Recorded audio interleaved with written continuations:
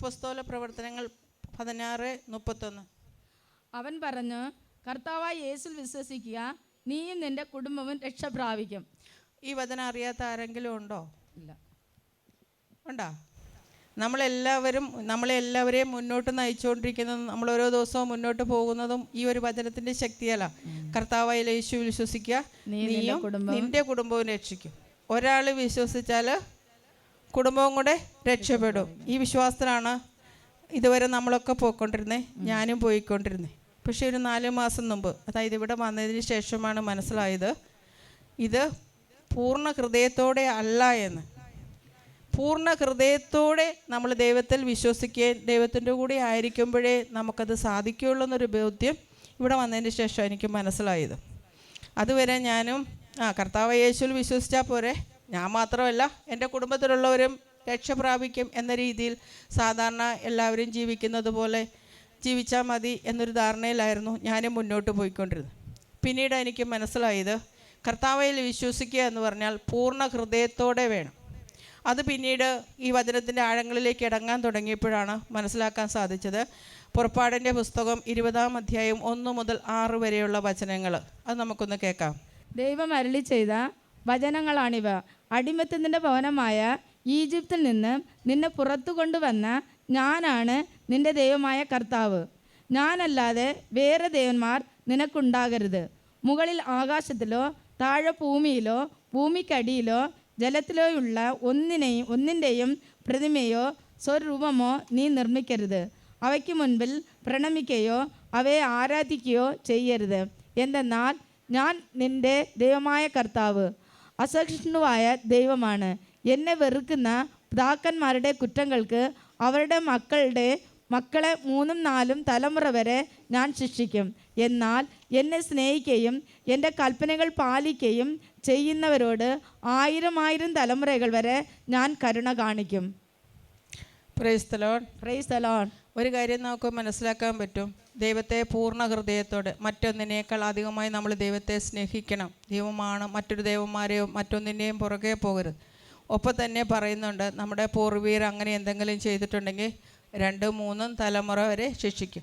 ഈ ഒരു ചിന്തയിലാണ് നമ്മളൊക്കെ പലപ്പോഴും മുന്നോട്ട് പോകുന്നത്, ദൈവം നമ്മളെ ശിക്ഷിച്ചിട്ടുണ്ടെന്ന്. പക്ഷേ കർത്താവ് തുടനെ പറയുന്നുണ്ട്, നിങ്ങൾ എന്നെ സ്നേഹിക്കുകയും നിങ്ങൾ എൻ്റെ കൽപ്പന പാലിക്കുകയും ചെയ്യുന്നുവെങ്കിൽ 1000 തലമുറ വരെ ഞാൻ നിങ്ങളോട് കരുണ കാണിക്കും. അപ്പം നമുക്ക് എന്ത് ചെയ്യാൻ പറ്റും? പൂർണ്ണ ഹൃദയത്തോടെ നമുക്ക് ദൈവത്തെ സ്നേഹം. നമ്മുടെ പൂർവികർ ചെയ്തു പോയ തെറ്റുകൾ നമ്മൾ മനസ്സിലാക്കണം. മനസ്സിലാക്കി കഴിഞ്ഞാൽ എന്ത് ചെയ്യണം? നമ്മുടെ ജീവിതത്തിൽ പ്രശ്നങ്ങളും പ്രതിസന്ധികളും വേദനകളൊക്കെ വരുമ്പോൾ നമ്മൾ സാധാരണ ചെയ്യുക എങ്ങോട്ടാ? മറ്റുള്ളവർ ദൈവത്തെ വിളിക്കുന്നൊന്നുമില്ല, അവർ പ്രാർത്ഥിക്കുന്നില്ല, അവരിങ്ങനെ പോകുന്നുണ്ടല്ലോ, അവരെ ദേവന്മാരെ ആരാധിച്ചാൽ അവരുടെ ദേവന്മാരുടെ അടുത്ത് പോയാൽ നമ്മുടെ പ്രശ്നങ്ങളും തീരുമെന്നൊക്കെ കരുതി നമ്മളീ പലരും അങ്ങോട്ടൊക്കെ തിരിഞ്ഞിട്ടുണ്ടാവും. പക്ഷേ ഈശോ പറയണു, തിരിച്ചു വരിക, അനുതപിക്കുക. തിരിച്ചു വന്നു കഴിഞ്ഞാലോ, നമ്മുടെ പൂർണ്ണ ഹൃദയത്തോട് നമ്മൾ ദൈവത്തെ തേടി തുടങ്ങിയാലോ, നമ്മൾക്ക് ശേഷമുള്ള 1000 തലമുറകളോട് വരെ കർത്താവ് കരുണ കാണിക്കും.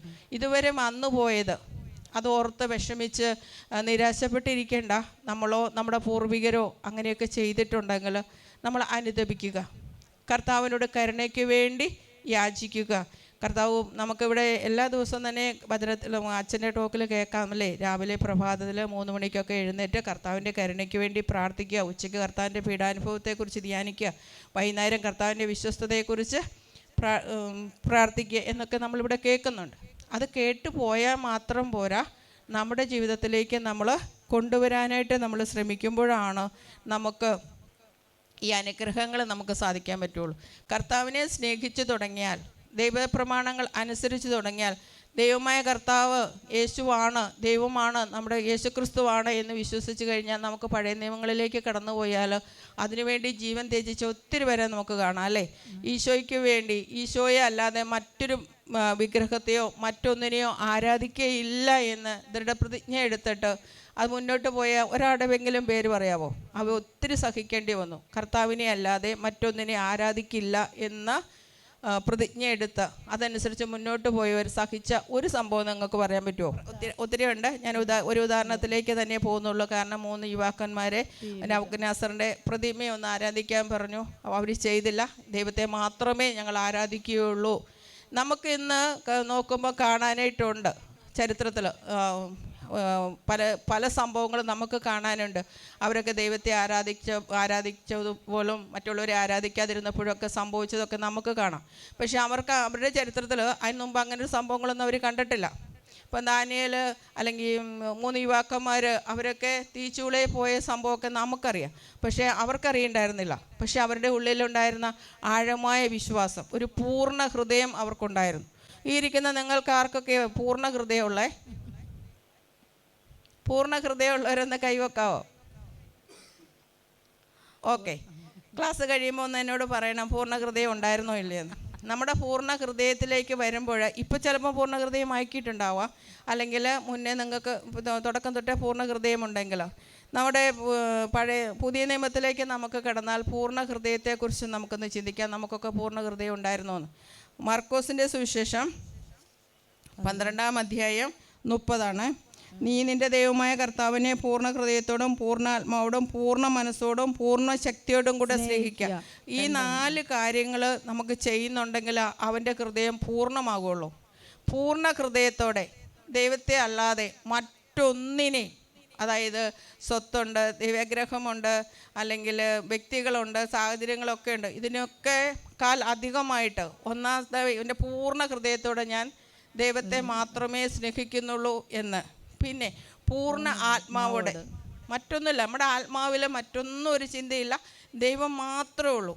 ദൈവത്തെ കഴിഞ്ഞ് ദൈവത്തിന് വേണ്ടി ഇപ്പം പൂർണ്ണ ഹൃദയമുണ്ടെങ്കിൽ അങ്ങോട്ട് ഇറങ്ങി പോകുമ്പോൾ നമ്മളെ നീ ദൈവത്തെ ഉപേക്ഷിക്കാമോ എന്ന് ചോദിച്ചാൽ ഉപേക്ഷിക്കില്ല എന്ന് ധൈര്യപൂർവ്വം പറഞ്ഞിട്ട് നിൽക്കാൻ സാധിക്കുന്ന ഒരു ആത്മാവ് നമുക്കുണ്ടെങ്കിൽ, പൂർണ്ണ മനസ്സ്, എൻ്റെ മനസ്സ് ചഞ്ചലിക്കില്ല. എന്തെല്ലാം പ്രശ്നങ്ങൾ, ജീവിതത്തിലെ പ്രതിസന്ധികൾ, വേദനകൾ, കുരിശുകൾ, എന്തെല്ലാം നമ്മുടെ ജീവിതത്തിൽ സംഭവിച്ചാലും എൻ്റെ മനസ്സ് പതറാതിരിക്കുകയാണെങ്കിൽ, അതുപോലെ തന്നെ എൻ്റെ സർവ്വശക്തി ഉപയോഗിച്ച്, എൻ്റെ സർവ്വശക്തി, എനിക്ക് ദൈവം തന്ന എല്ലാ ശക്തിയും ഉപയോഗിച്ച് ഞാൻ ദൈവത്തെ സ്നേഹിക്കുകയാണെങ്കിൽ നമുക്ക് പൂർണ്ണ ഹൃദയമുണ്ട്.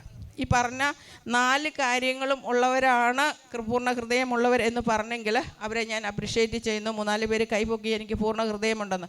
അവർക്ക് പൂർണ്ണ ഹൃദയമുണ്ടെങ്കിൽ നിങ്ങൾ മനസ്സിലാക്കേണ്ടത്, ഇല്ലാത്തവരും മനസ്സിലാക്കുക, ഇന്ന് മുതൽ എനിക്കൊരു പൂർണ്ണ ഹൃദയം വേണം.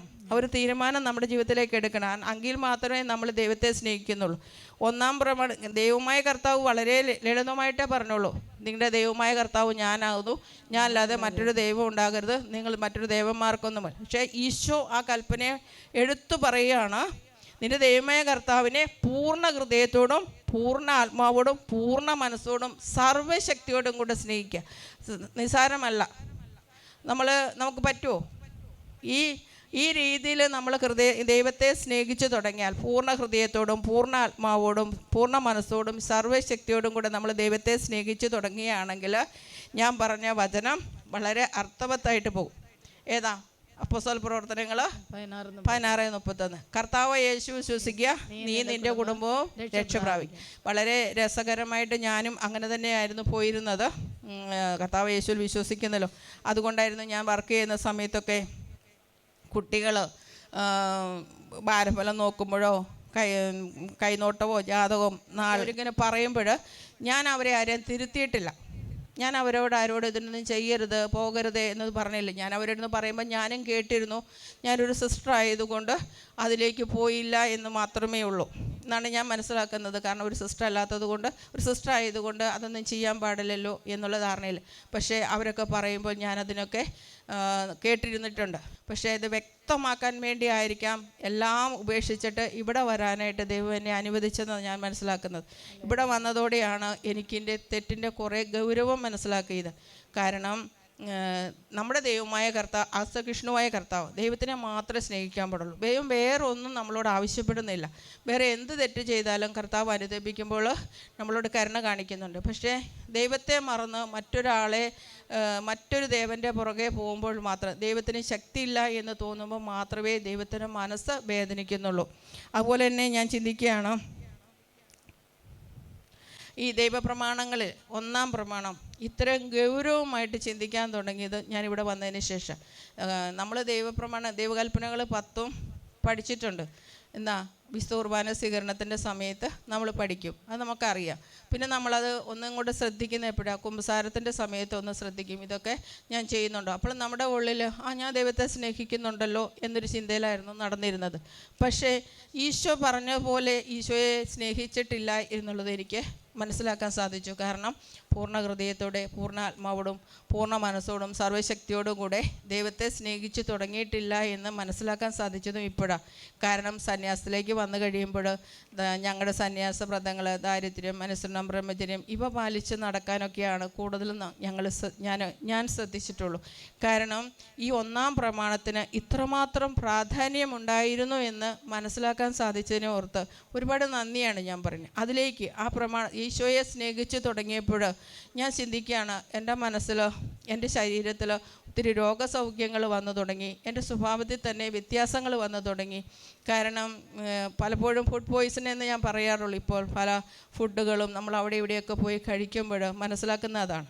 അതിൽ നിന്നും പിന്മാറിയപ്പോൾ എനിക്ക് ഉണ്ടായിരുന്ന ശാരീരിക സൗഖ്യങ്ങൾ, പിന്നെ സ്വഭാവത്തിലുള്ള വ്യത്യാസങ്ങളൊക്കെ വന്നു. എടുത്തിയാട്ടവും ദേഷ്യവുമൊക്കെ എന്നെ അറിയുന്ന എല്ലാവരും ചോദിച്ചാലും അവരത് പറയും, ഭയങ്കര ദേഷ്യമുള്ളതാണ് അല്ലെങ്കിൽ എടുത്തിയാട്ടമുള്ളതാണ്. പക്ഷേ എനിക്ക് തോന്നുന്നു ഒരു 3 മാസം, ആദ്യത്തെ 1 മാസം ഞാൻ ഇവിടെ ഉണ്ടായിരുന്നു.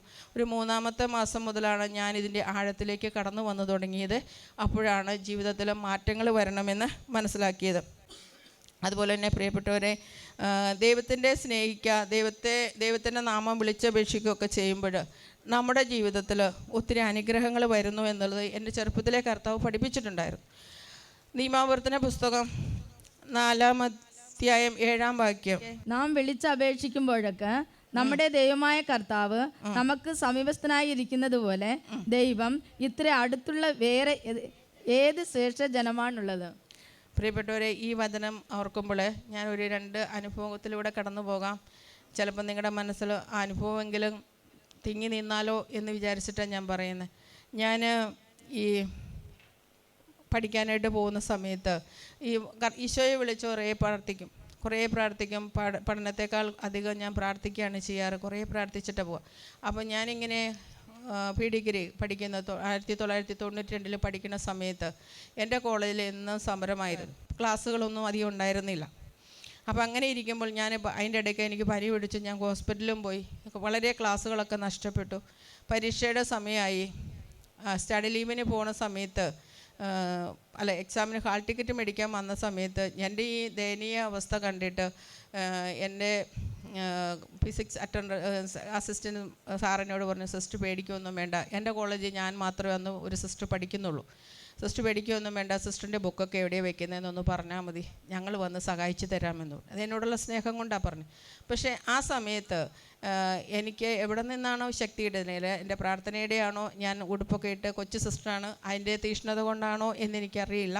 ഞാൻ പെട്ടെന്ന് പറഞ്ഞു, എനിക്ക് അങ്ങനെ വേണ്ട, ആകെ ഒരു 37 പ്രാക്ടിക്കലല്ലേ പഠിക്കാനുള്ളൂ, അതെല്ലാം ഞാൻ പഠിച്ചതാണ്, അതിനെ അങ്ങനെ സഹായിക്കരുത്. എന്നെ ഒരാളെ സഹായിക്കാൻ വന്നാൽ ഒരുപക്ഷെ വരുന്ന എക്സ്റ്റേണൽ എന്നെ ശ്രദ്ധിക്കില്ല, കാരണം ഞാൻ സിസ്റ്ററായിരുന്നു. പക്ഷെ ഞാൻ കോപ്പി അടിക്കുന്നത് കണ്ട് എൻ്റെ കൂടെയുള്ള കുട്ടികൾ കോപ്പി അടിച്ചാൽ അവർക്ക് മാർക്ക് പോകും. ഇങ്ങനെ പറഞ്ഞ് എന്നെ സഹായിക്കേണ്ട എന്ന രീതിയിൽ പറഞ്ഞു. അപ്പോൾ ആ സാറിനോട് പറഞ്ഞൊരു വാക്കുണ്ട്, ഇത്ര അഹങ്കാരമുണ്ടോ എന്ന്. പൊതുവേ എനിക്ക് ഇച്ചിരി അഹങ്കാരമുണ്ട്. അപ്പോൾ അഹങ്കാരമുണ്ടോ എന്നൊരു ചോദ്യം കൂടെ. അപ്പോൾ ഞാൻ അങ്ങനെ പോയി. അത് കഴിഞ്ഞ് പരീക്ഷയുടെ സമയത്ത് വന്നു. പ്രിയപ്പെട്ടവരെ, നിങ്ങളോടത് ഞാൻ പറയുമ്പോൾ ഞാനാകെ 37 പ്രാക്ടിക്കലിൽ ആകെ ഒരേ ഒരു പ്രാക്ടിക്കലേ പഠിച്ചിട്ടുള്ളൂ. മീറ്റർ ബ്രിഡ്ജ് എന്ന് പറഞ്ഞാൽ ഒരേ ഒരു പ്രാക്ടിക്കൽ, നിങ്ങൾ എൻ്റെ കാലത്ത് പഠിച്ചവരുണ്ടെങ്കിൽ നിങ്ങൾക്കറിയാം, ഒരേ ഒരു പ്രാക്ടിക്കലാണ് ഞാൻ പഠിച്ചിട്ടുള്ളത്. ആ അഹങ്കാരം വെച്ച് ആ ആളാണ് ഈ മാഷിനോട് ഇങ്ങനെ പറയും. പക്ഷെ മറ്റൊന്നുമല്ല, എൻ്റെ ഈശോയെ ഞാൻ വിളിച്ചപേക്ഷിക്കുന്നുണ്ട് എന്നെനിക്ക് ഉറപ്പുണ്ട്. പക്ഷേ ഞാൻ അങ്ങനെ പറഞ്ഞു പോയി.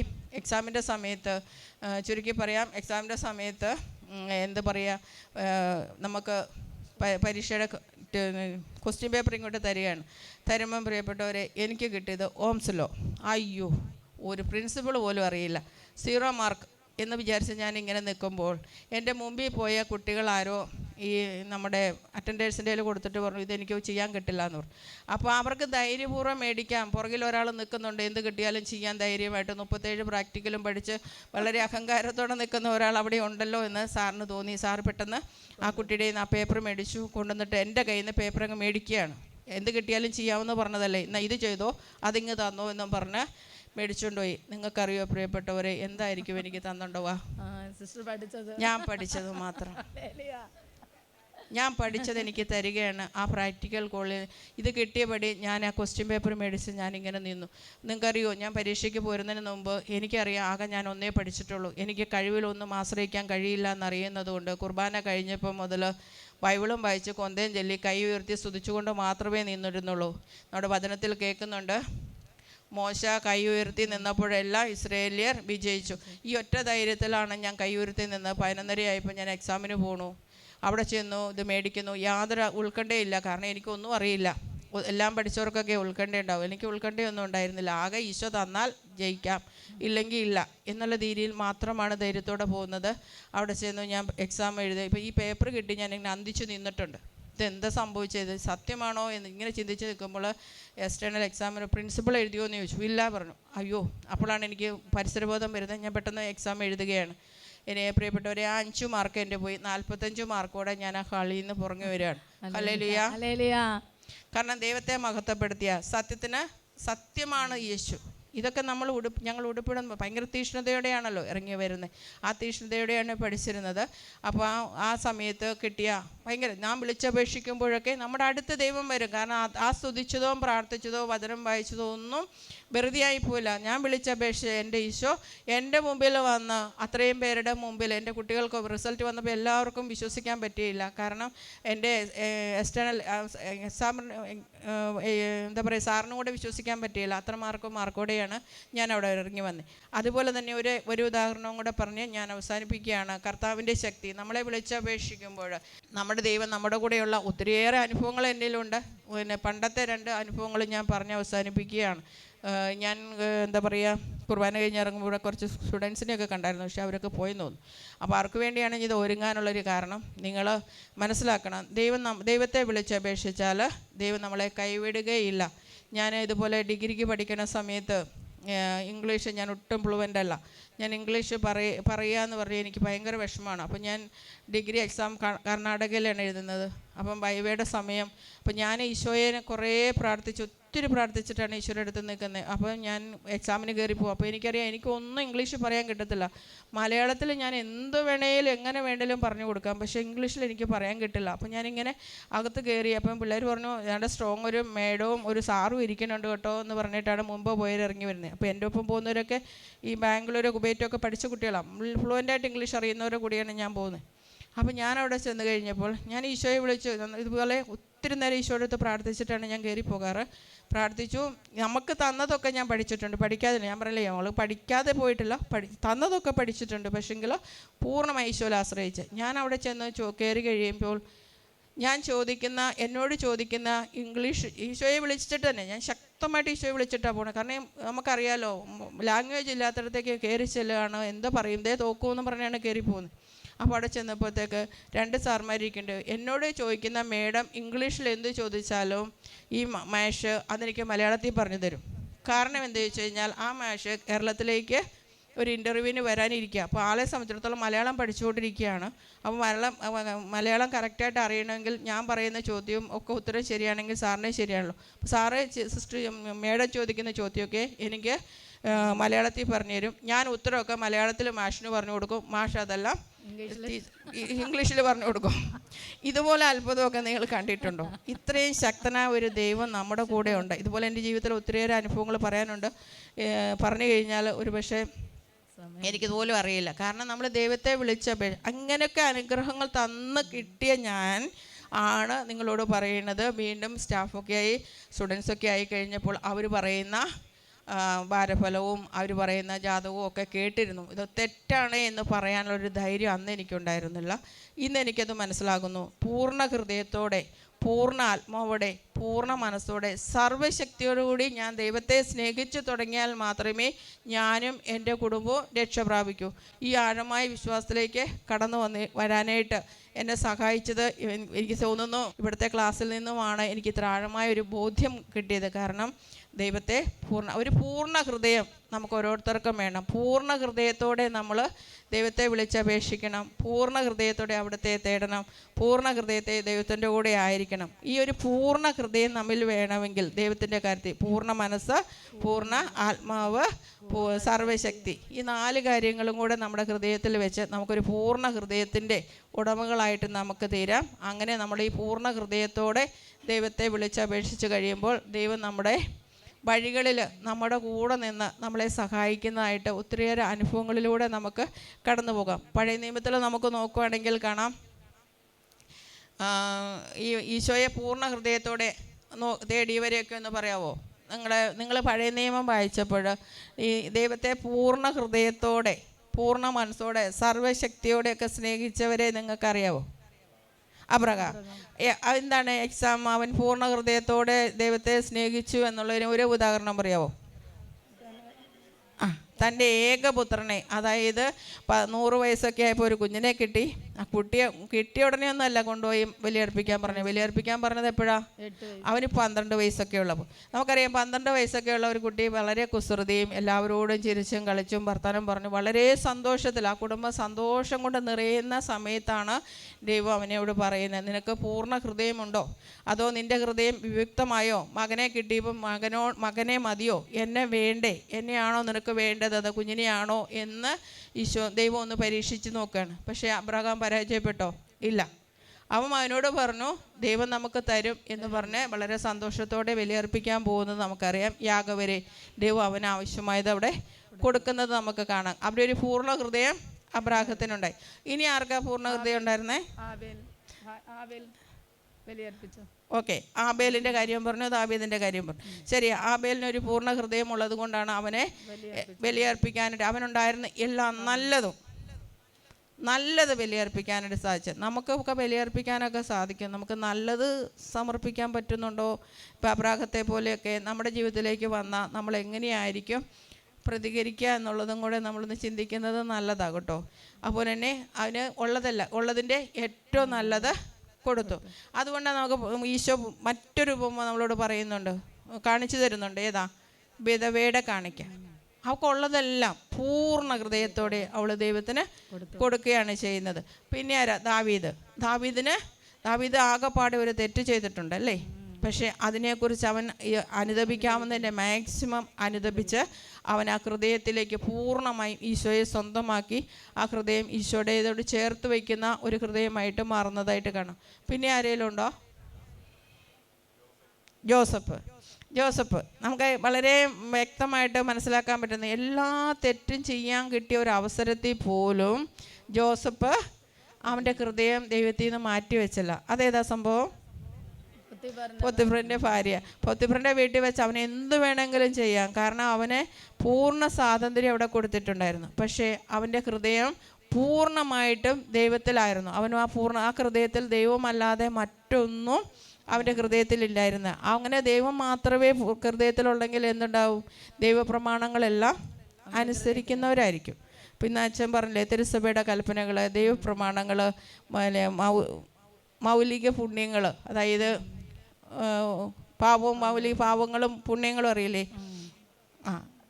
നമ്മുടെ 7 പാപങ്ങൾക്കും 7 പുണ്യങ്ങൾ, അങ്ങനെയുള്ള കാര്യങ്ങളിലൊക്കെ വരും. അതിൽ നിന്നൊക്കെ നമ്മൾ വ്യത്യസ്തരായിരിക്കാലേ നമുക്കൊരു പൂർണ്ണ ഹൃദയമുണ്ട് എന്ന് നമുക്ക് പറയാനായിട്ട് പറ്റുള്ളൂ. അങ്ങനെ ഒരു പൂർണ്ണ ഹൃദയത്തിൻ്റെ ഉടമകളായി തീരണമെന്ന് ആഗ്രഹമുള്ളവരൊക്കെ ഒന്ന് കൈവെക്കാവോ?